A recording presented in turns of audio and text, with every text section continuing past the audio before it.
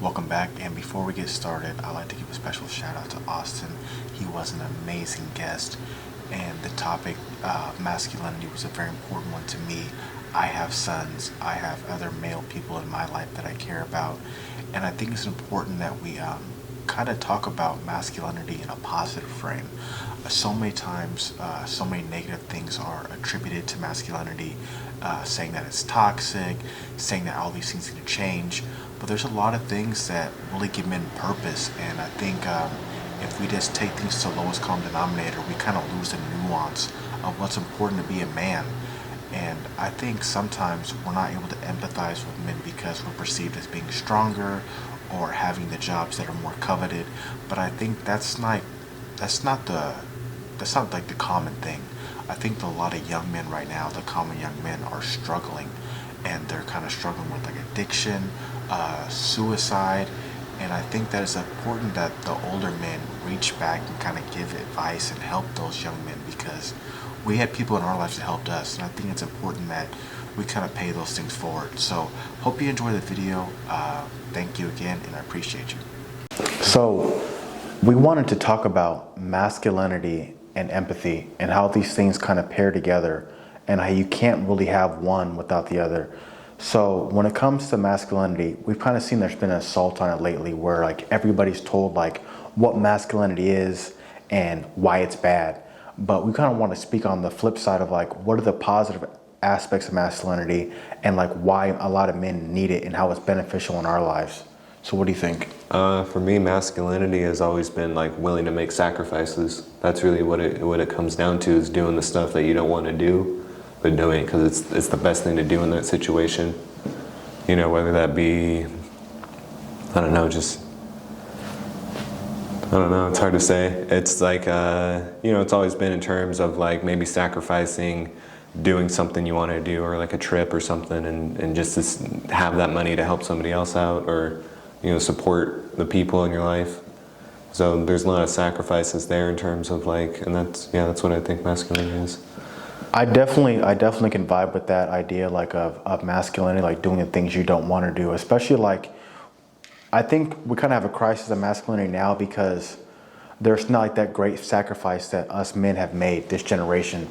Like so many other generations, like you had men like go to war and they sacrifice their lives, or like them like working in the factory their whole time while the mom stays home.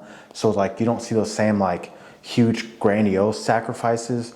But I still think that like when it comes down to it, it's always women and children first in the lifeboats, and men have to make that sacrifice. And I think that's something that's kind of like forgotten and like people don't respect anymore. But if shit was to get real, it's the men who are meant to jump on that grenade or take the sword and sacrifice themselves.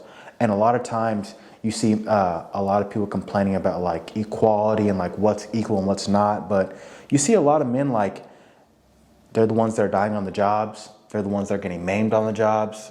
They're the ones that are doing like the jobs that are outside more often. They're the guys that are really sacrificing more of their body. You know what I mean? Yeah, men have an extremely higher suicide rate, don't they? Oh, for sure. In terms of those jobs and the stuff going on in their lives. I think I heard a stat like for a crane operator on major like construction jobs, they kill about one guy in their lifetime at least. And that's like worse than like a police officer. So imagine like you're in a crane and at some point you're probably going to kill somebody. It's probably going to be horrific, whether it be by their fault or weather, or you made a mistake. Like I can't imagine like that being on your conscience. So like these are the sacrifices that men make that aren't really like advocated for, and I think a lot of people kind of just take it on the chin, especially like well, let them have it. They think we don't do anything. It's whatever. But I think now it's getting to the point where a lot of young men are getting like demoralized, and that's where I think kind of the empathy issue kind of comes in, like where people kind of view men as like the superior, and like they want always the privilege, but people don't really empathize. Like, okay, I understand. Like now things have kind of been changing a little bit. Like the stat now of college is now 60% women, 40% men. At what point do we start empathizing for our young men and like boys? You know what I mean? Like start thinking like, okay, what are they going through? Because it's only getting worse for men as far as like suicides, like overdosing, like these things are only getting more aggressive. Like when we start thinking, okay, we got to start looking out for men also. We have sons and daughters. Yeah, I think with like maintaining masculinity, but kind of keeping away from coddling, you know, I think that's kind of a path to go in terms of like providing accessibility to the men who need it. And if it's like depression related or you know they're thinking of suicide, then I think you should do what you can. Where do you think men are able to like be honest with each other? Like if you don't have like a close friend group, like how do we help with that? I don't know, man. There's like a lot of honesty on like I feel like on social media. I feel like you see like another side of people, whether it be good or bad. But I think some of that stuff is honest. You know, I think it's just how you use it and what you're doing with it. Yeah, it's hard when you're not surrounded by people that you can actually talk to or confide in. Sometimes, you know, just reaching out to somebody or trying to make a connection with somebody, whether it be like a coworker or what have you, that can sometimes be helpful. You know? Yeah, I think a lot of people are all kind of bearing their own crosses, and people don't realize that like you might be going through something, but someone else is too. So I kind of think that, you know, it's being masculine and sacrificing, like that's one side, but also like being like understanding and okay, this person is going through things, like let me reach out, because I don't think that's something that's advocated a lot of times when it comes to men. And I think at the end of the day, like only a man really knows a man's struggle. You know what I mean? So there's more like outreach, like of young men talking to other young men, or like an older guy knowing like what young men are going through, like having those conversations. And I know they're might be kind of awkward and clunky at first, but like just really reaching out and putting yourself out there, because a lot of older men, like they have advice that like can definitely help younger guys if given the opportunity. And it might take the younger guy to reach out like, hey bro, like I'm kind of struggling right now. Have you been through these same things? Because I know for myself, I don't like giving out advice that often unless somebody asks for it. Yeah. Because it's not really received that well.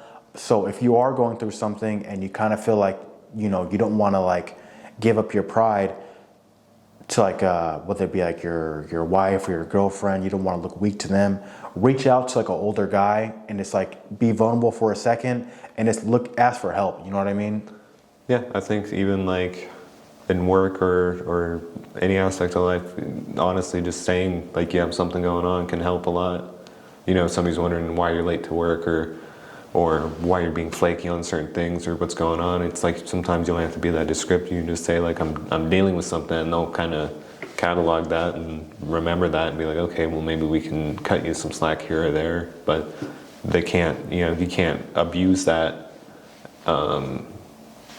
that leniency that somebody gives you, that's kind of like faith they put in you in sense of like, okay, well let's work with you to get you a little better and back to a better operation, you know.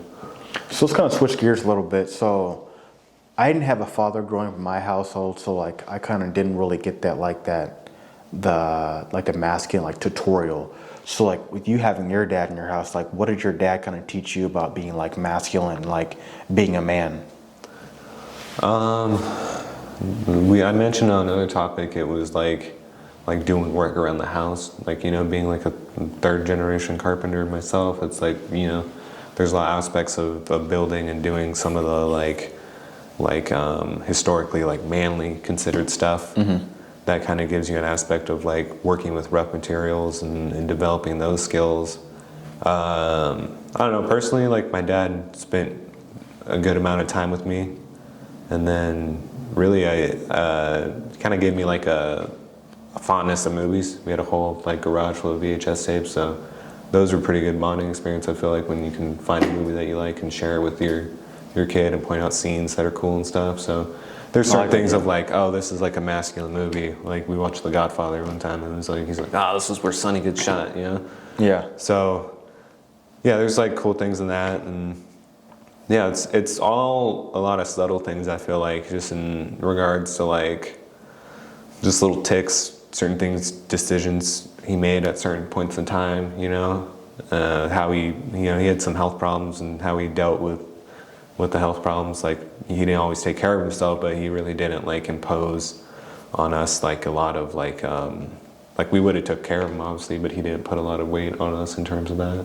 I kind of think too, like when it comes to like teaching your son to be more like masculine or manly, for lack of a better word, like a lot of these things are shown, not just told.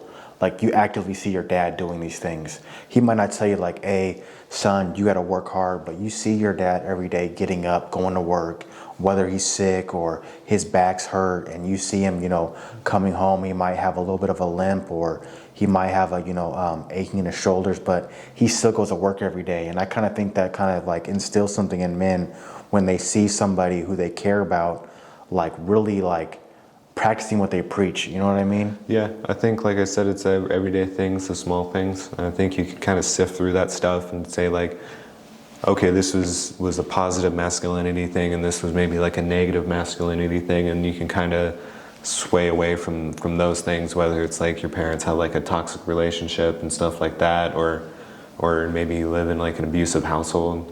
There's a litany of things out there, but I think sometimes under the right circumstances you can say, well, he had these attributes to him and these negatives to him, and you can kind of separate them and say like, okay, like I'm going to acquire these and get rid of these and pass that on to my son or daughter or whoever. I think throughout life, we're going to be given, examples of things, and it's kind of like our job to like distill those things. You know what I mean? Yeah. And so like we'll take everything and then we'll distill it and then take those things and pass those on. And I think like our kids will do the same thing with us. Everything we're going to teach them or everything we say to them isn't going to be perfect. But I think if you're actively trying to do your best, and especially like with your sons, like leading them the best way you can, they're going to get the best when you, like you said, you do what you practice what you preach, and you're actively trying to like better yourself. Then I mean that's the best you really can do. You know what I mean? I think sometimes having diversity in the household helps out a lot too, because like my mom played more of like the authoritarian figure, my dad played more of like the lenient one.